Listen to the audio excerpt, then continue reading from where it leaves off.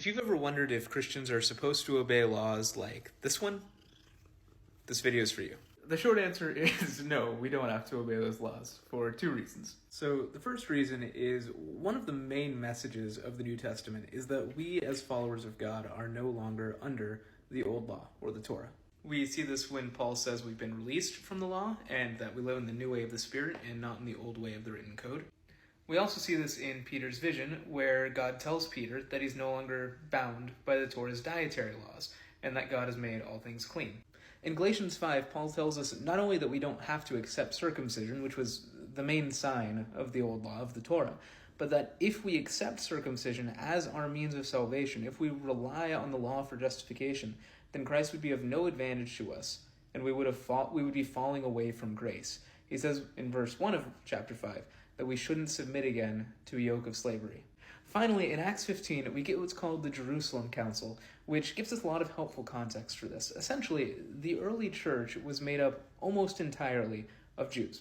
And so then, when Paul started doing his thing and started converting all of the Gentiles, that created a lot of unique problems for the early church, because they had all these people who were used to following the old law, the Torah, just as their way of life. And now they had all these people who weren't part of that, who were Gentiles, and they had to figure out how can those people be co-heirs to the promise of Christ that God has given us.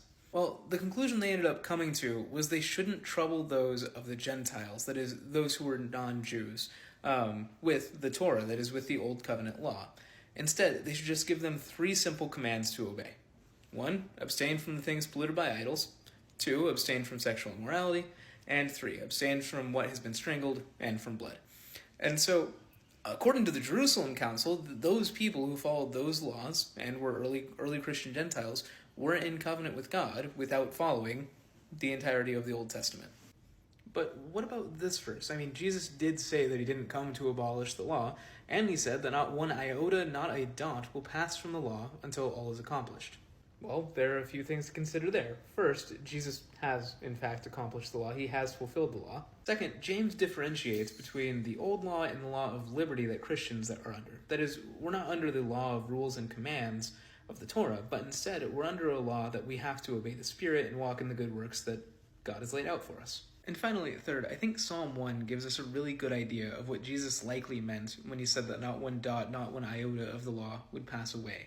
That is, it's not that we're still bound by it. It's not that we're under the chains of the law, relying on the law for salvation. But it's that we, reading Psalm 1 verse 2, delight in the law of the Lord. That is, delight in the Torah of Yahweh. And on his law, on the Torah, we meditate day and night.